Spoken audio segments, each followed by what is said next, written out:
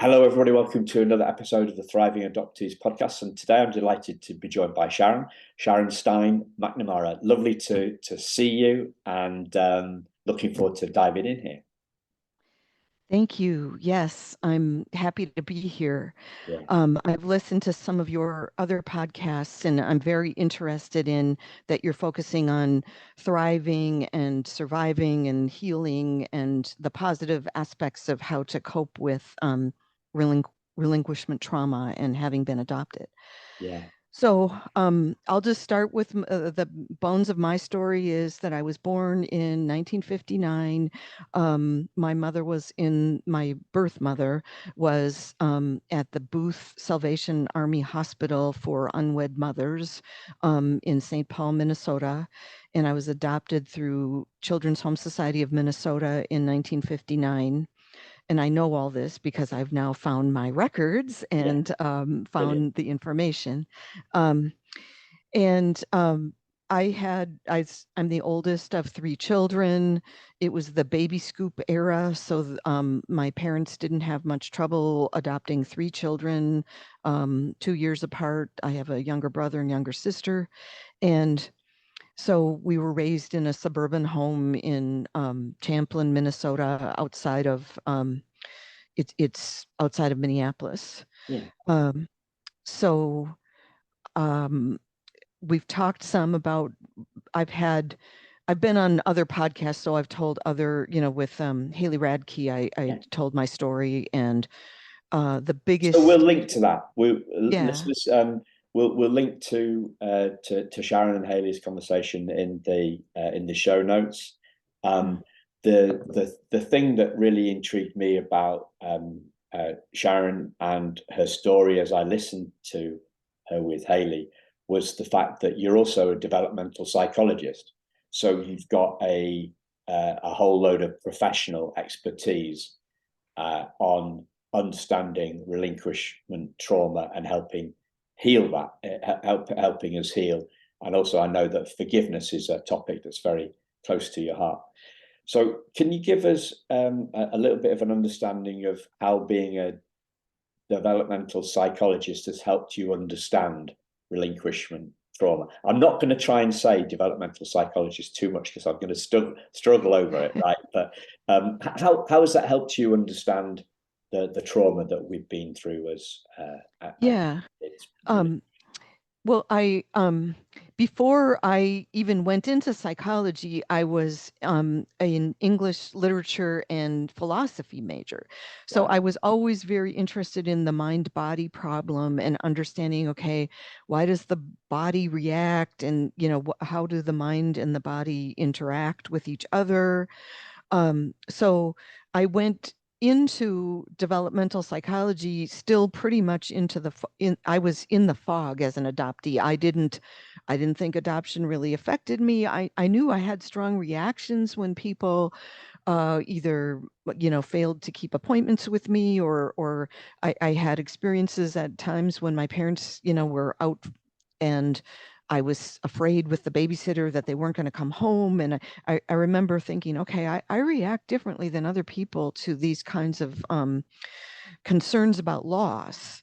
But as a developmental psychologist, I just, studied and learned and wanted to know everything I could.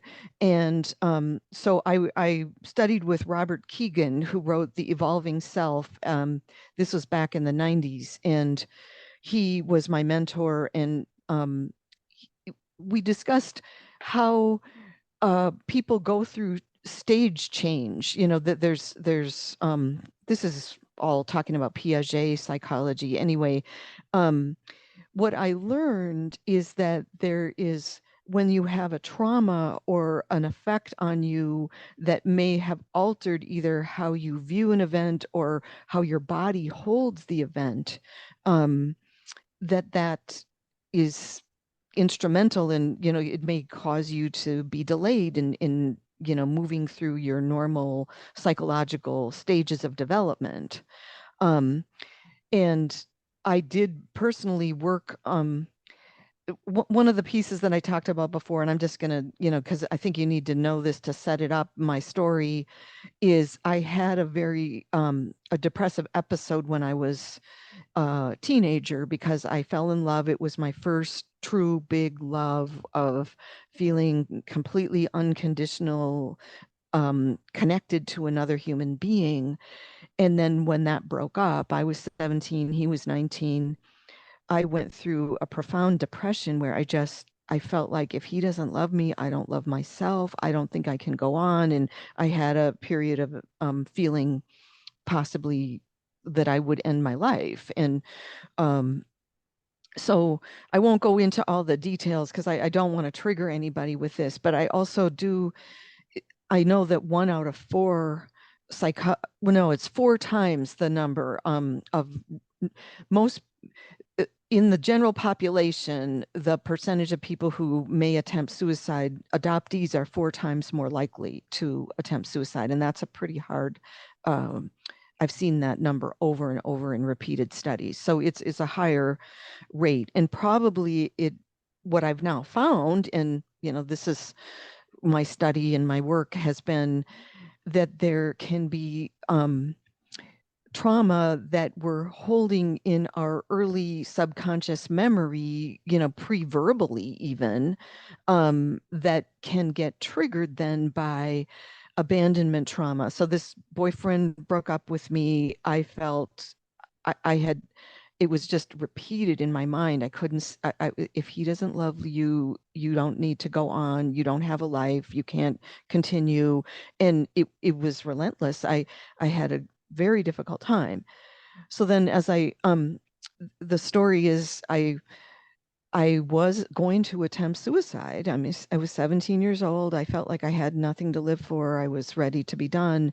Oh dear. And I had a spiritual experience that helped me, which I have now started learning more about ancestralization and understanding that we are probably genetically linked to physical ancestors. So I had a spiritual experience where a woman, I felt like it was a female voice. It wasn't like a psychotic experience. It was very positive. And she said, you're going to have a good life. You need to stay alive for your life because you're going to help a lot of people and you have a purpose here and you have something to do. And that settled down that feeling. And I also got a sense of love, a sense of being connected to some higher being, that I have since now researched this. I'm interested in the Buddhist, I think it's called samadhi, of the feeling of connecting to the divine, of connecting to feeling love. And that in times of trouble has helped me, is to try to feel like, okay, there's a bigger consciousness out there than just so go ahead. Yeah. Yeah, you have a question. Yeah. Have you read the Anita Morjani book, Dying to Be Me? It's about a woman who has she has terminal cancer, and she had an experience, a near death, what they call a near death experience, when similar sort of thing to you, in terms of the voice telling her it's not her time yet, essentially. Have you read that? Yes, and I've read several of these. I mean, in fact, I've had clients with near death experience. I worked with a woman who had similar thing, and that feeling of just being connected to a divine place and feeling this love and knowing that there's something bigger, but that you're here to, you have to come back to your body and work out whatever future you have in this life, in this experience. Yeah, so I'm very interested in that. And I do believe that being able to connect to that is a piece that can help adoptees heal from the relinquishment trauma. So this is probably a good time to start talking about pre and perinatal psychology that I found out about that after I did. So developmental psychology really was starting with, I mean, Piaget talks some about babies and but I learned more from the cranial sacral people that are very interested in how matter and form come together, like consciousness comes into matter. And so I've done 3 rebirthing workshops. Two of them were with William Emerson, and he is a psychologist he resided mostly in California, but I know he's done work in England and Germany as well. And so basically you're in a group of people and you go back and try to experience, he does a regression kind of through hypnosis of back to that very early time of what it must have felt like. And the first time I did it, I had this experience of just coughing and coughing, and there was something in my body that was just attempting to come out, and this coughing, coughing, coughing. Well, I had a memory of, at the time in the 60s, this was 1959, I was at my adoptive family's home, that my father was a 2-pack a day smoker. So I was remembering that sensation of the cigarette smoke.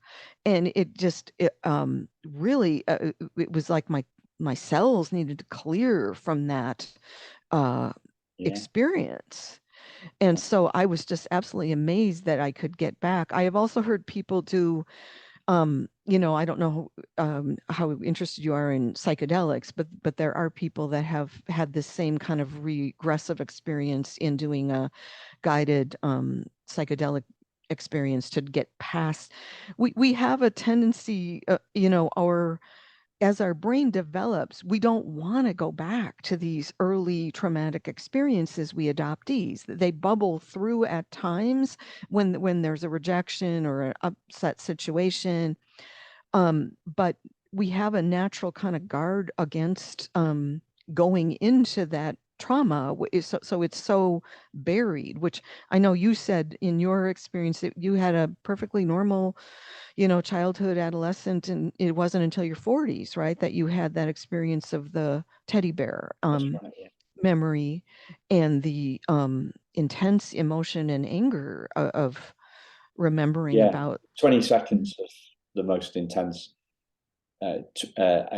anger I can ever remember feeling, and that was me, I guess, coming out of the fog. And I think I'd be very interested in hearing what your take on this, but is coming out of the fog is when the subconscious becomes conscious. Is that Yes, is so? absolutely. I believe that. Yes. So we're squashing it.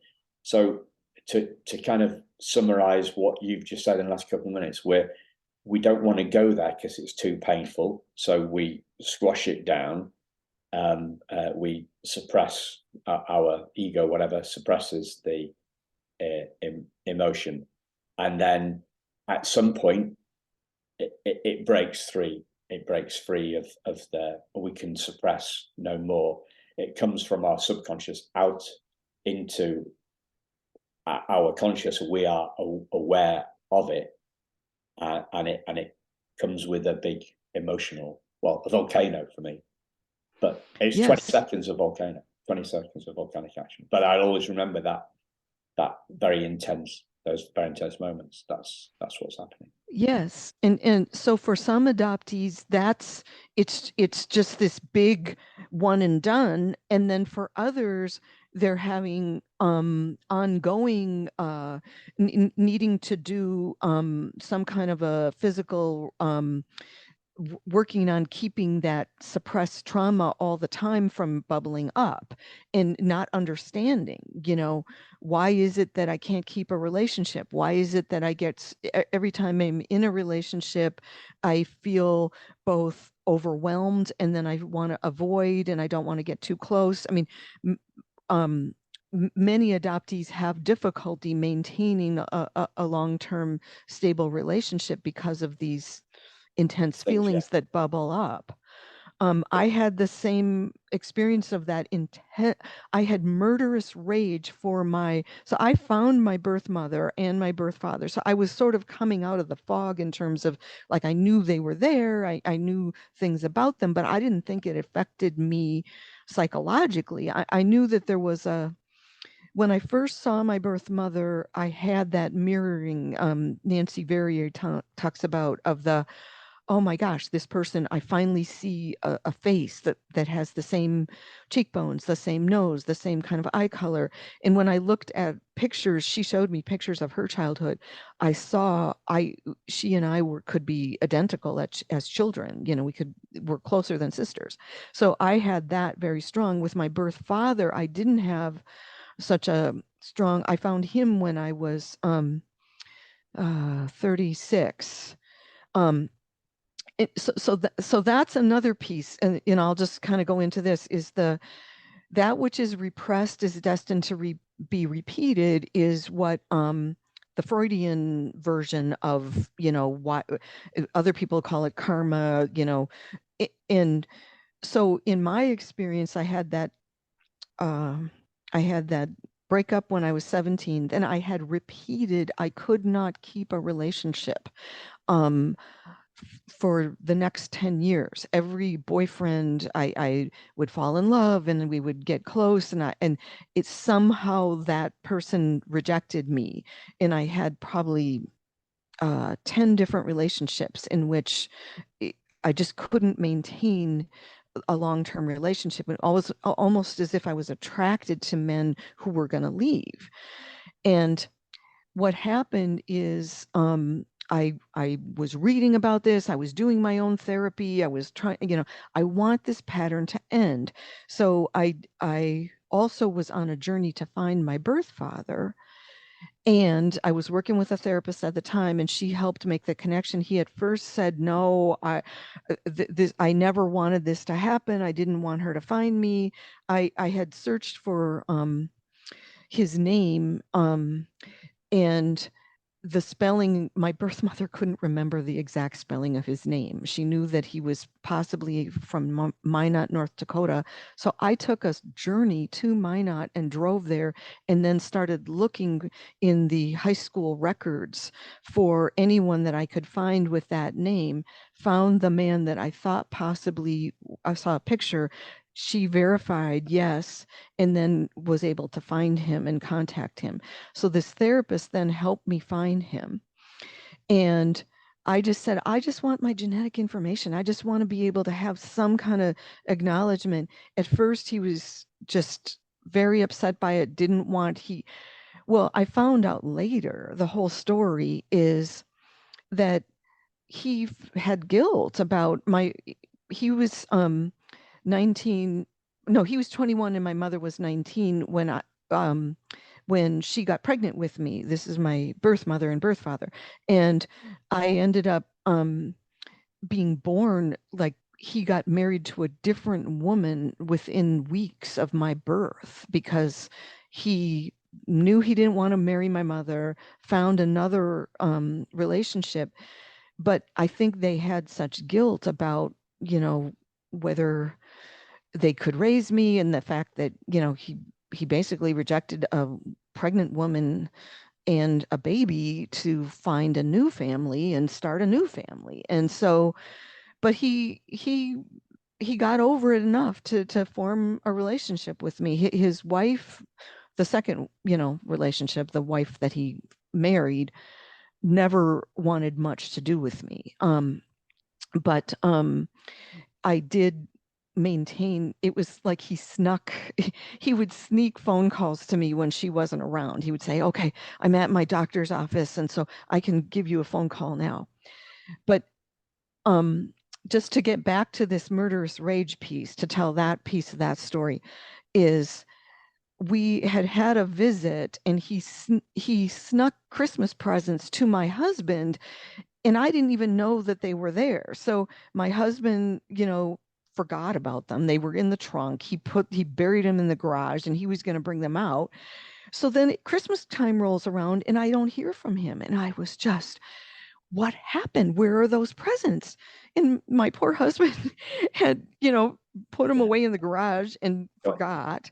And I had been told by my birth father, don't call me, I'll call you. But I just had this sense of, because I had two children by that time, and I was like, my their grandfather and my father completely yeah. disregarded us at Christmas time. So anyway, I called him, and I've had this intense emotion. And I now know, well, that's the trauma. That was probably the baby self that was like, how could he abandon us? You know, my mother is giving birth, and we're second fiddle to this other family that he developed. And anyways, but exactly the same thing, the 20 minutes of murderous rage. I wanted to drive down to where he lives, in a state south of Minnesota, and I wanted to drive down to his house and, you know, stab him to death. I really felt that. And it took me, the my wise mind, my larger self was like, okay, yes. But I had never, now I know why. um, and if you're interested in understanding how kids can shoot kids and do, it's we if those buried feelings that bubble up, if you don't have a support system to be able to handle it. I mean, we have an epidemic in the United States of these mass shooters, and almost all of them have relinquishment trauma from their childhood. It's just so sad. We need to have a different way of coping with understanding this stuff. So one of my questions on this that's been burning a hole in my brain is this what do people call it?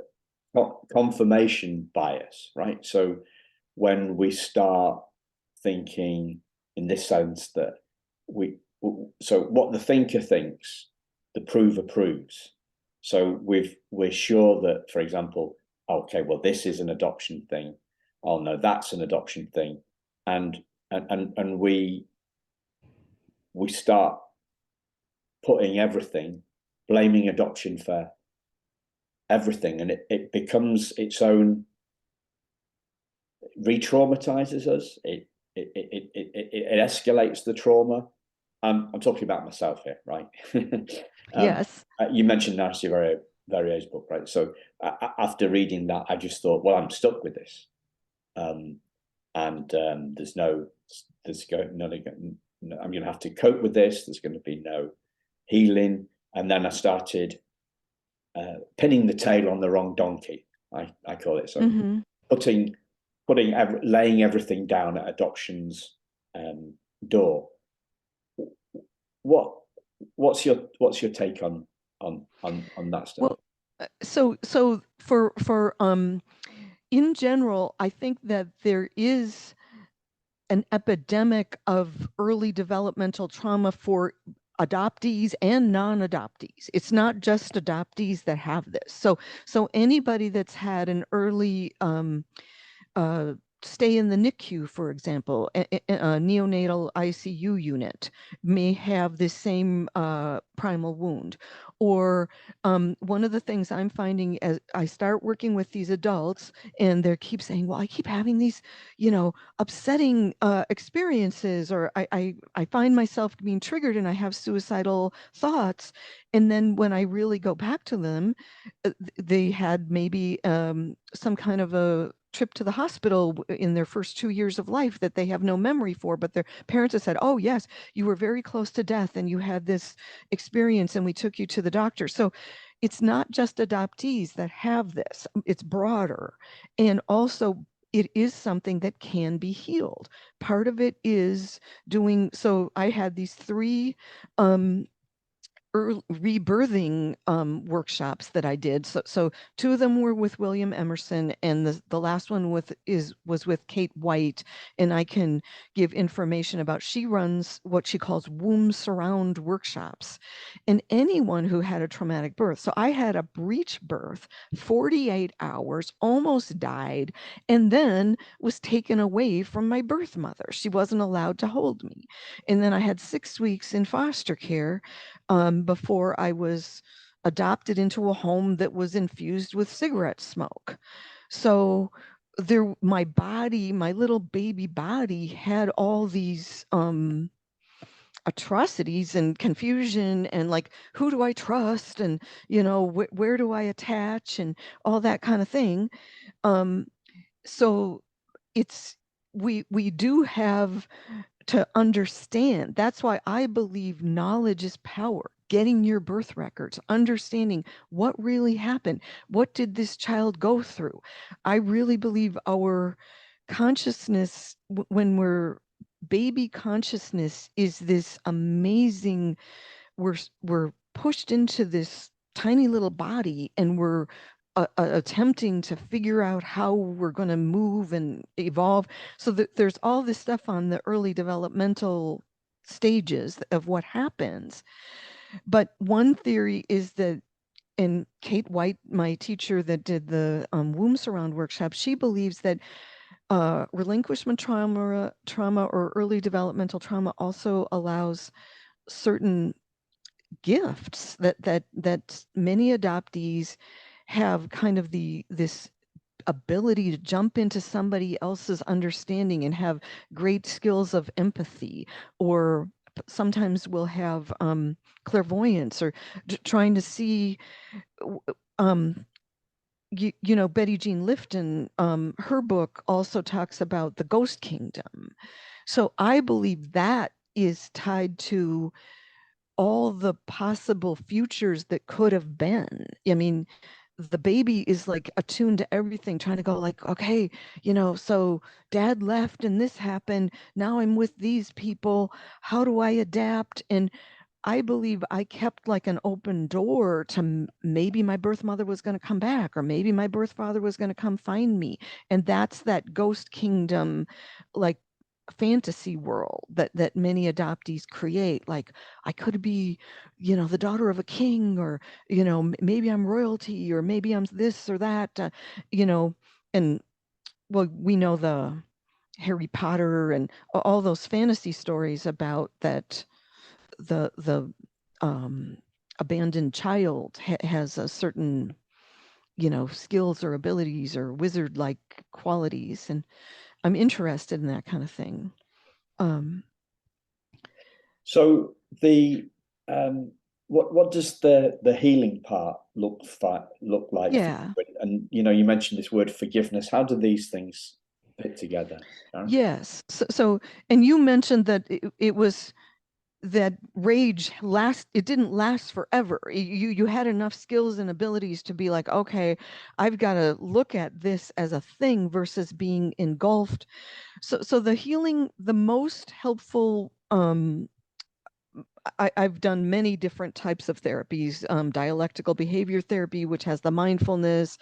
My mentor, Robert Keegan, he's known for what's called subject object awareness. And he said, he basically, at each stage, you take the thing that you felt subject to, like this rage that overtook your body, it became an object that you could look at, like, where did this come from? What is this about? You were able to reflect on that. And so that's many of these therapies have that at their core of you have an insight, you try to look at the experience that you've had, not as something that controls you, but that's something you can be curious about, compassionate about, understand, and have a perspective on. So that's what I do with many the adoptees that I work with in therapy is they'll be in a dysregulated, overwhelmed state, and I'll be like, okay, so let's take your wise mind and look at what's going on? What's happening? Why is my body reacting? And, you know, this is that Freudian free association. I mean, people will come up with, oh, abandonment trauma or relinquishment trauma or, you know, whatever. But every time it happens, you have more of an awareness and a more of an ability to cope with it. So you're not just subject to it anymore. You have a wise mind awareness that you can. The trouble is that we go through our world, and then there's becomes there's an opportunity for a new insight or awareness to be triggered over and over and over again. So with my birth father, and then I've since done looking at the end. So I found all my family tree and my ancestry and that kind of thing. So I was able to get from both my birth father and my birth mother their semblance of a story of what all happened. And what's interesting is that, I mean, they were only 21 and 19. They had grandparents even alive. So the thought occurred to me, okay, so not only did their parents not support them with this pregnancy out of wedlock that they didn't, but then the grandparents were all complicit in this decision to basically relinquish this baby versus try to create some kind of kinship adoption or raise me within the family. So I had anger at all of them, especially the person that I most directed.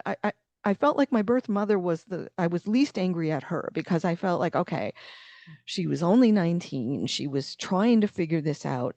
To her credit, she hung on for a full month. She didn't sign, because I now have all the papers from Minnesota, Children's Home Society of Minnesota, and the signatures. I mean, I needed to see those papers to feel real, to touch the papers and see the signatures and see who all was involved in this whole process. So anyway, she held on for a month. I was then adopted by my birth family 1 year. They in the U.S. they gave them a year to give back the baby if it turns out that the baby wasn't exactly what they wanted.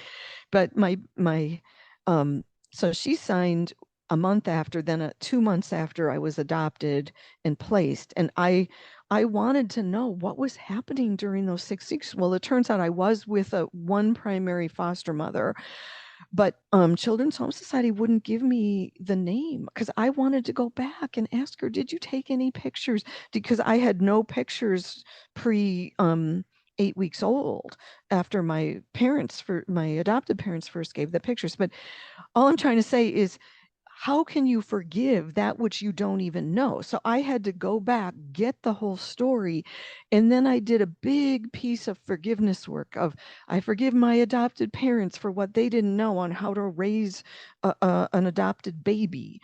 They were told the blank slate theory, a child is a tabula rasa, and now we know that that is not true, that there are many genetic traits that you bring into behavior that are inherited. Yeah. Um, So I see a lot of that that anger going on, and staying around, and the need, and so I'm totally with you on the need for this forgiveness, because I had what happened to me was like a spontaneous forgiveness thing happened. A spontaneous Simon's wrong moment happened to me. I didn't go out to well, I went out to get the records, but I didn't go out. I didn't make a decision. Right, okay. The number one thing I need to do is to forgive my birth mother. It wasn't a conscious, premeditated forgiveness thing. It happened spontaneously. Reading a letter from her. So I heard an interesting thing on another podcast a couple of weeks ago, adoption podcast. It was this, and there's an adoptee, and she was saying, I've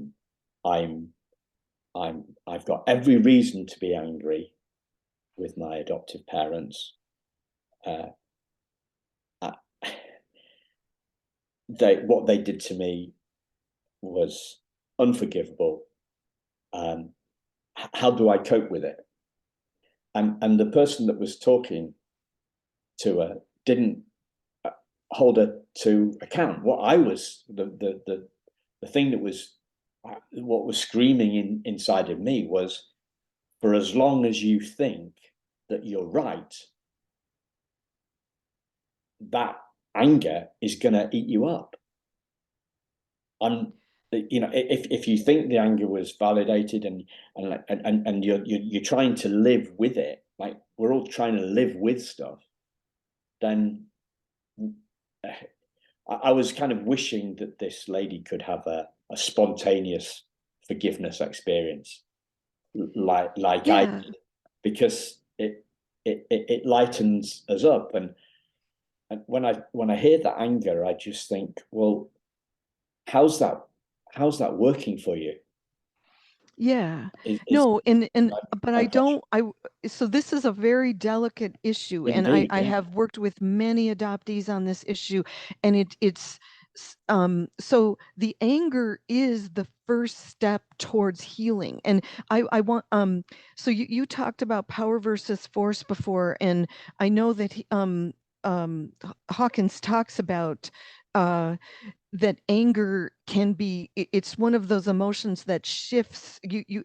What I believe, there's self-destructive anger. So when an adoptee says, well, this is it, I'm traumatized for life, and this terrible thing has happened and there's nothing to be done, they are going into the depression state of staying stuck with the anger. Anger is motivating, and I honestly believe that anger is part of the birth process. That I mean, as a tiny little baby, I was fighting for my life to get out of that breach. And when I went back through and did my rebirthing, I was angry, as I was like, I'm stuck here. And I was in a stuck, they call it the Frank breech position.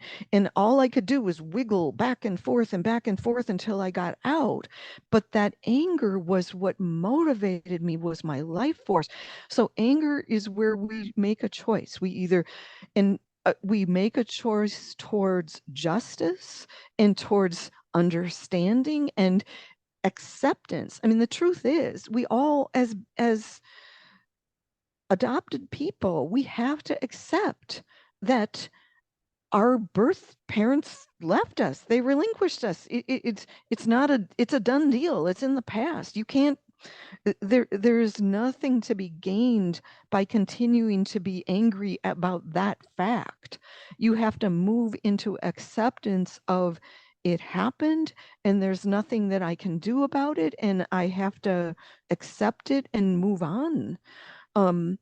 The forgiveness work that the Mary Hayes Greco has written Unconditional Forgiveness, and she is actually also a first mother.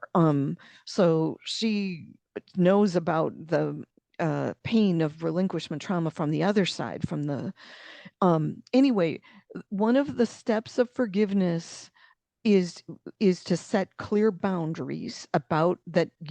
It's not saying it's okay that this happened and I'm going to let this keep happening. No, I have a strong drive to for adoption reform, so that more adoptees don't have to go through the kind of crazy not having any information and being not allowed your records.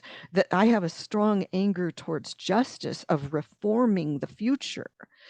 So to me, that's like the difference between the quote, there's that beautiful quote, I think it's Martin Luther King, that the arc of the moral universe is long, but it bends towards justice. Well, the anger that we feel, I believe, needs to be towards change, towards creating change, both for the individual and for the group.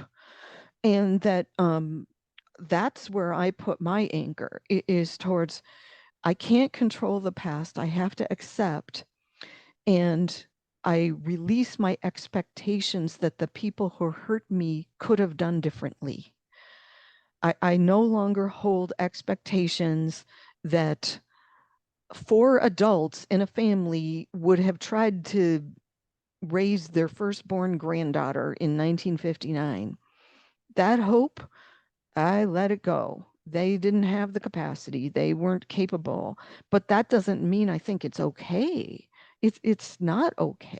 I would never relinquish a child that one of my family members asked me Yeah. to help out with. So you've used three words Mm-hmm. the last 10 minutes that have really that sit together for me. And I'd love your view on how they sit together. So you've used the word insight a couple of times. You've used the word perspective, and you've used the word change. So how do you see those three things sitting together? So the and internal family systems is another one that of these therapies that uses this ability. This he talks about when you're exiled parts of self, or I think Freud calls it lacunae or something, that these pieces of self, you're suddenly aware of it. It takes over your whole body. You're in it.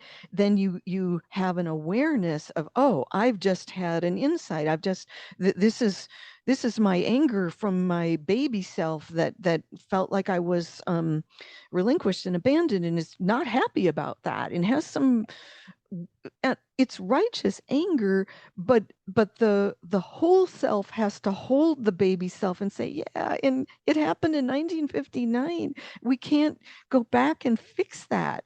But I love you now. I know that you're, so I do compassion for the part of self that is triggered, for the part of self that needs love. And that's, I think, another piece. Many adoptees have trouble with having this wise mind, big self. Um, so the strengthening that to be able to hold the traumatized younger parts, this is inner child work. Then you hold that and have compassion. So you're not saying it was okay. No one should have to go through the pain of relinquishment trauma. It's heartbreaking, terrible pain, and that baby is in pain.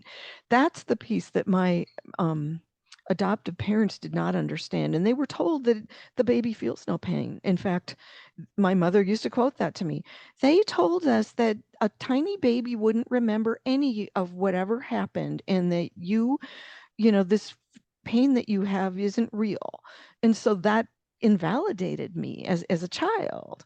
And so I now know that, But science evolves, right? right, And science has evolved, and we now science has evolved. And know that babies do feel pain, and that they really do probably remember the very, at least implicitly, that original loss. But that doesn't mean we're stuck there. You get to have all the beautiful joy of being an adult person. There's several of these inner child. I know you like Wayne Dyer a lot. Yeah, I know you've talked about him, well, and he had that.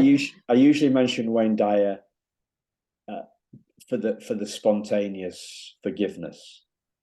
That's pretty much the only time I quote Wayne Dyer is because he was his dad left his mum and the siblings, and I think he was an alcoholic, and Wayne Dyer held a long grudge to his father. He went to his father's graveside to pee on the grave. He ranted at his father's dead body for 2 hours, and then he had a spontaneous forgiveness. And I used that story really as a way to look at what. Sorry, yeah, I didn't finish the story.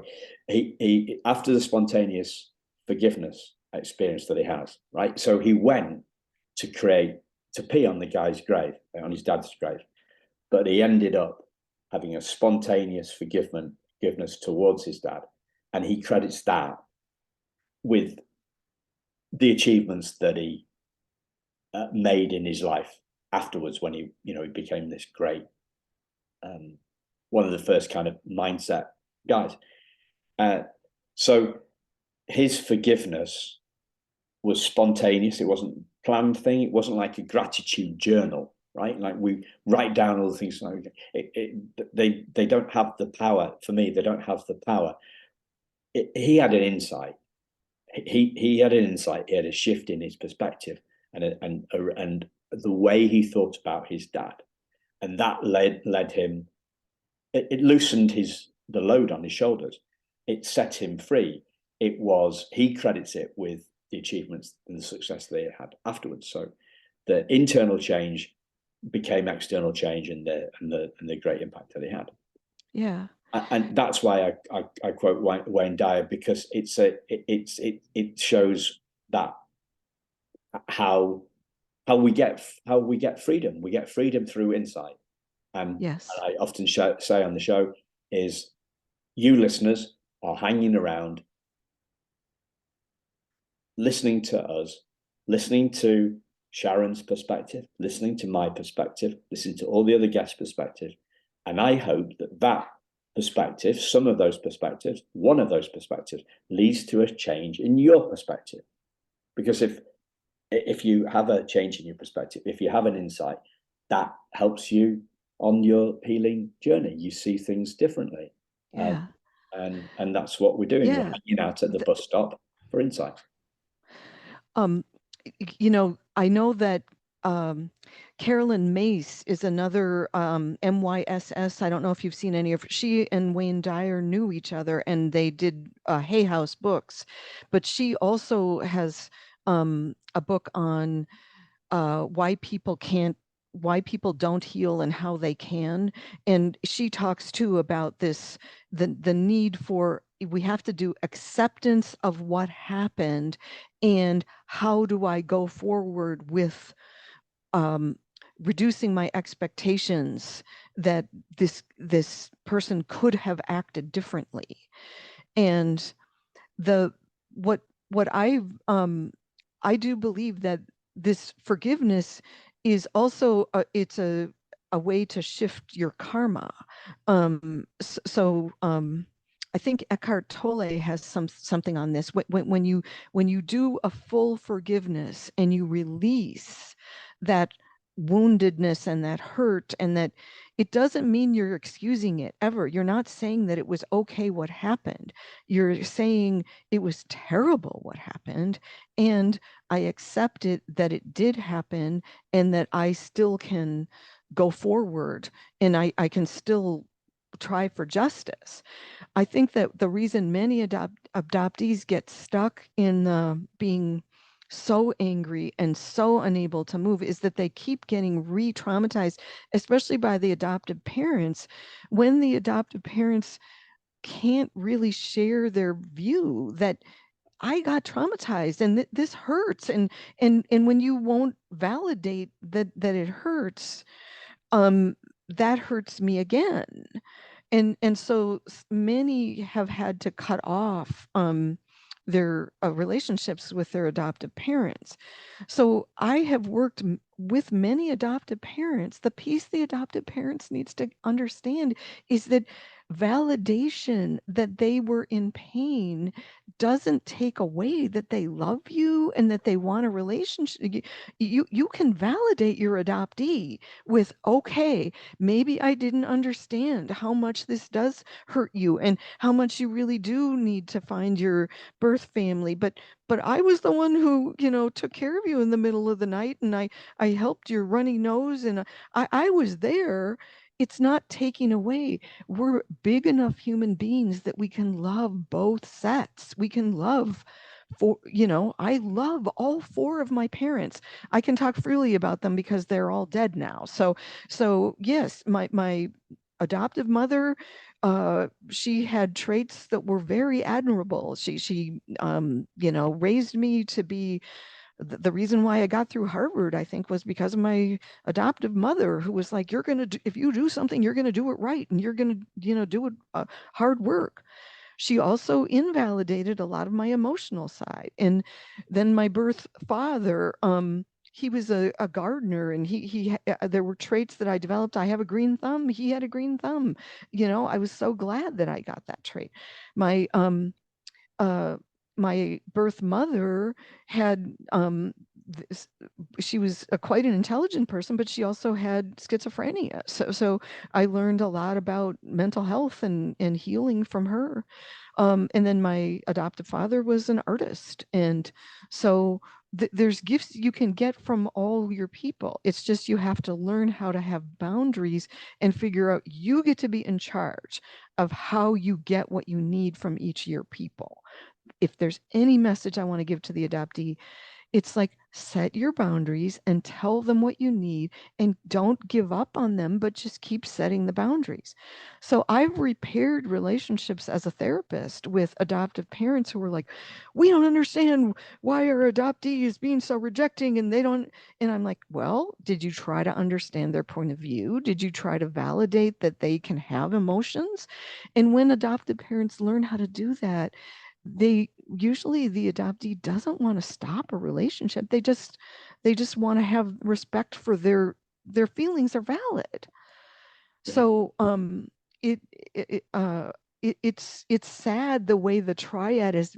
Well, it's called an adoption constellation. You're not supposed to say adopted triad anymore, but we've been pitted against each other from each point of view, and we really need a loving, full perspective of the whole,